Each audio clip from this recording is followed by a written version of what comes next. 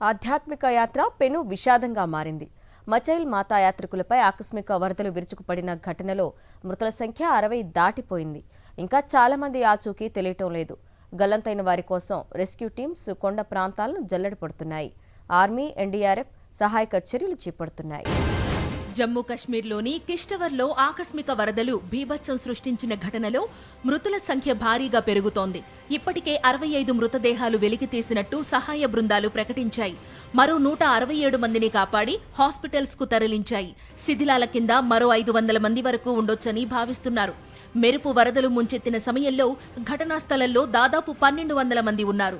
దీంతో మృతుల సంఖ్య మరింత పెరిగే ప్రమాదం ఉందనే ఆందోళన వ్యక్తమవుతోంది. ఆర్మీ, వాయుసేన, ఎన్డీఆర్ఎఫ్, ఎస్డీఆర్ఎఫ్ బలగాలు రెస్క్యూ ఆపరేషన్లో నిమగ్నమయ్యాయి. ప్రతికూల వాతావరణం కారణంగా హెలికాప్టర్లు వెళ్లడం లేదని అధికారులు వెల్లడించారు.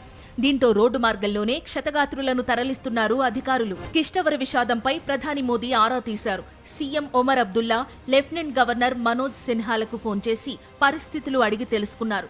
ఘటనా స్థలంలో పరిస్థితులు, సహాయక చర్యల గురించి ప్రధానికి వివరించినట్టు సీఎం ఒమర్ అబ్దుల్లా వెల్లడించారు. ఈ క్లౌడ్ బరస్టుతో నష్టపోయిన వారికి కేంద్రం అన్ని విధాల సహాయ సహకారాలు అందిస్తుందని ప్రధాని భరోసా ఇచ్చారు. సహాయక చర్యలను స్వయంగా పర్యవేక్షించేందుకు కేంద్ర మంత్రి జితేంద్ర సింగ్ ప్రమాద ప్రాంతానికి వెళ్లారు. కిష్టవర్ జిల్లా చిసోతీలోని మచైల్ మాతా యాత్రికుల బేస్ క్యాంపుపై గురువారం మధ్యాహ్నం ఆకస్మిక వరదలు విరుచుకుపడ్డాయి. ఒక్కసారిగా వచ్చి పడిన ప్రవాహానికి అనేక మంది ప్రాణాలు కోల్పోగా పలు భవనాలు, దుకాణాలు తుడిచిపెట్టుకుపోయాయి. వరదల కారణంగా తీవ్ర విషాదం నెలకొనడంతో మచైల్ మాతాదేవి యాత్రను అధికారులు నిలిపివేశారు.